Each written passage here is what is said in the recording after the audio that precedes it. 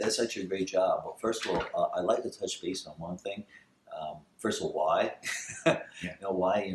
This is actually first of all why I became a dentist. I want to get that one in there really quick. Why? Was because when I was 5 years old, my first dentist was a hippie back in the 1960s, and he didn't hurt me. He was a real fun guy, and I decided, something, I want to do what he did. He seemed like he was enjoying himself. At the age of 5, I just made up my mind. I stuck with it. So I went to school. I went to dental school. And I thought, oh my God, I made a mistake because the people are kind of mean in school. I got out, and that's when it was. Then it hit me. Wow. Okay, I'm out of school. Now what? Wow. One of the good things about dentistry is that you do get some help from the American Dental Association.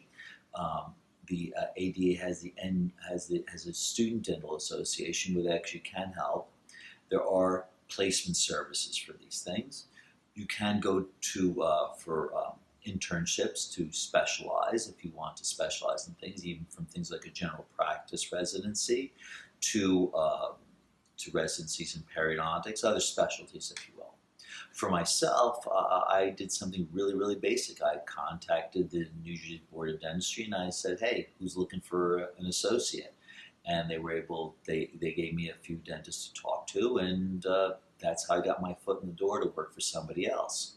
If you're looking to work for yourself, gosh, that's a tough one, because one thing in life they never seem to do is they educate us tremendously on what we need to do our job, but not the business end. And if anything else I could tell you in high school, take a business class.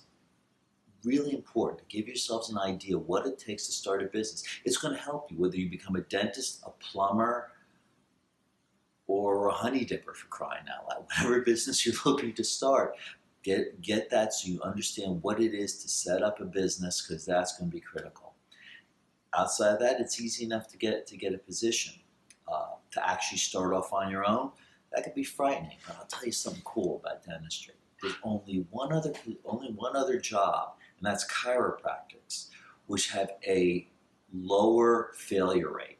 Meaning is that most people go into dentistry, if you set up a practice, you're not going to fail. You're probably going to, so long as you work hard and you do what you're supposed to do, you keep your nose clean, you're going to make it. You really are just going to make it. Usually people fail, it's because they became addicted to something or because they had some really horrific family problem.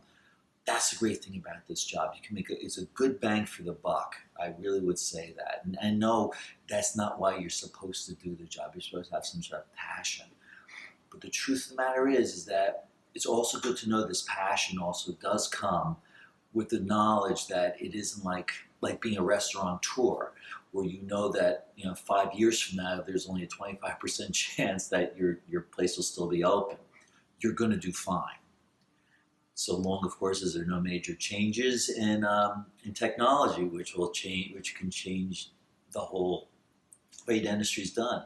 It's kind of the other thing too that I could touch base on, and that is that one of the problems with almost any job now is technology. Technology changes everything.